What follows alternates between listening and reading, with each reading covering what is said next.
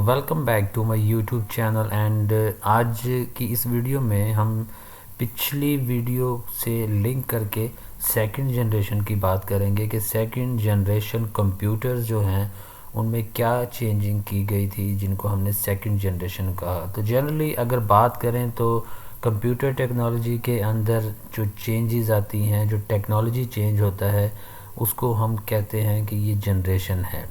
आजकल सॉफ्टवेयर और हार्डवेयर दोनों के कम्बिनेशन के अंदर जो तब्दीली आती है उसको हम लोग जनरेशन कहते हैं। और बहुत सारी तब्दीलियाँ वक्त के साथ साथ आती रही और जिनको हमने जनरेशन कहा। तो आज हम डिस्कस करेंगे हमारी सेकंड जनरेशन को। और सेकंड जनरेशन जो है वो बेसिकली कंप्यूटर की सेकंड जनरेशन, हम अगर बात करें कि फ़र्स्ट जनरेशन के अंदर हमने देखा था कि वैक्यूम ट्यूब्स जो हैं वो यूज़ हुई थी। ठीक है, स्क्रीन पे मैं आपको दिखा भी देता हूँ कि वैक्यूम ट्यूब्स जो हैं वो क्या होती थी। और ये आपके सामने वैक्यूम ट्यूब्स हैं जो कि फ़र्स्ट जनरेशन कंप्यूटर्स के अंदर, जो कि बहुत बड़े साइज़ में थे, उसके लिए यूज़ की गई। फिर वक्त गुज़रता गया और तब्दीली की तरफ लाया गया और अब सेकंड जनरेशन के अंदर जो कि वैक्यूम ट्यूब एक काफ़ी जो है कंजप्शन करती थी इलेक्ट्रिसिटी की और हीट प्रोड्यूस करती थी। तो इसीलिए यानी कि उनकी consumption of electricity and also वो प्रोड्यूस करती थी बहुत ज़्यादा हीट। तो उसके मद्देनज़र ट्रांजिस्टर्स को यूज़ किया गया सेकंड जनरेशन के अंदर। और ट्रांजिस्टर अब क्या करते थे कि ये लेस पावर जो है वो कंज्यूम करते थे, मोर कॉम्पैक्ट थे in size and more reliable and faster than the first generation machines made of vacuum tubes. तो अगर बात करें इस जनरेशन की तो मैग्नेटिक कोर जो है वो यूज़ किए जाते थे टेम्प्रेरी स्टोरेज के लिए, और मैग्नेटिक टेप और मैग्नेटिक डिस्क जो हैं वो सेकेंडरी स्टोरेज के लिए जो है वो यूज़ की जाती थी। प्राइमरी और सेकेंडरी स्टोरेज के बारे में नेक्स्ट वीडियो में बात करेंगे कि ये क्या होती हैं। बेसिकली हमारे पास दो तरह की मेमोरीज़ आपने पढ़ा था, वोलेटाइल और नॉन वोलेटाइल मेमोरीज़।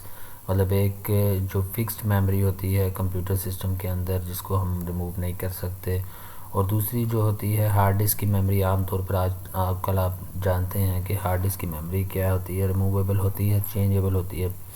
तो in this generation assembly language and higher level programming languages are used. The computers used batch processing and multi programming operating systems।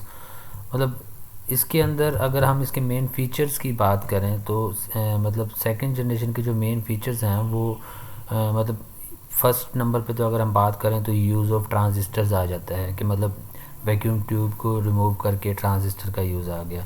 Reliable in comparison to first generation computer, मतलब वो reliable नहीं थे इनके इतने, क्योंकि consumption ज़्यादा थी और हीट ज़्यादा प्रोड्यूस करते थे। तो यहाँ पे जो है वो ये इनके ऊपर रिलाई किया जा सकता था। Smaller size as compare to first generation, और generated less heat as compare to the first generation. मतलब हीट का एक बड़ा एलिमेंट था, जबकि कंज्यूम्ड लेस इलेक्ट्रिसिटी। हीट और इलेक्ट्रिसिटी दोनों फैक्टर्स जो हैं आमतौर पर ज़्यादा जो हैं वो ज़ेर बहस आते हैं, क्योंकि आजकल आपको पता है कि एक बैटरी के ऊपर जो है वो लैपटॉप को जो है वो बनाया जाता है, और जो बैटरी ज़्यादा टाइम निकालती है उसके लिए हमें गौर व फिक्र करते रहते हैं। faster than first generation computers, still very costly and एक चीज़ जो फर्स्ट जनरेशन में भी थी वो थी कि एसी रिक्वायर्ड था उस सिस्टम को चलाने के लिए हीट की वजह से, और इसमें भी जो है एसी रिक्वायर्ड है। Supported machines and assembly languages, ठीक है।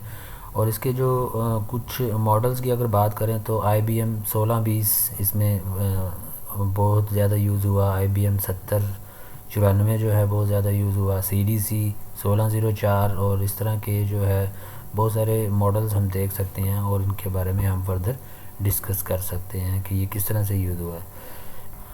अच्छा, अगर आप हम थोड़ा सा मुआवजा करें कि फ़र्स्ट जनरेशन और सेकंड जनरेशन के कुछ की पॉइंट्स को अगर हम रखें तो उसमें पहला पॉइंट तो ये आपको क्लियर पता होना चाहिए कि फ़र्स्ट जनरेशन जो है वो वैक्यूम ट्यूब्स की जनरेशन थी और उसके बाद वैक्यूम ट्यूब को रिमूव करके ट्रांजिस्टर्स को जो है वो लगाया गया।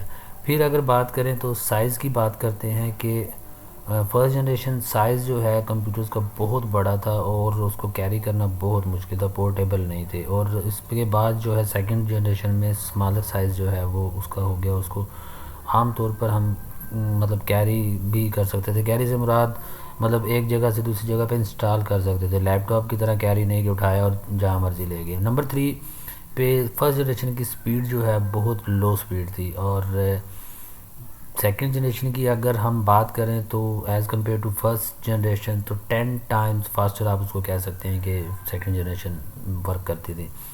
और अगर मेमोरी की बात करें जिस तरह अभी हमने बात की, तो फर्स्ट जनरेशन में कौन सी मेमोरी यूज़ होती थी? मैग्नेटिक ड्रम्स, ठीक है।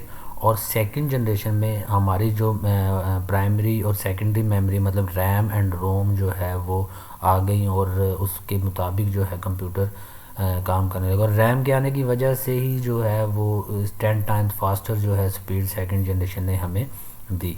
और इसके अलावा हम इंटरनल कंपोनेंट्स की बात करें तो आपको पहला कंपोनेंट जो हमने बात की अभी वैक्यूम ट्यूब और ट्रांजिस्टर की, साइज़, स्पीड, मेन मेमोरी की बात की, स्टोरेज डिवाइसेस की हमने बात की।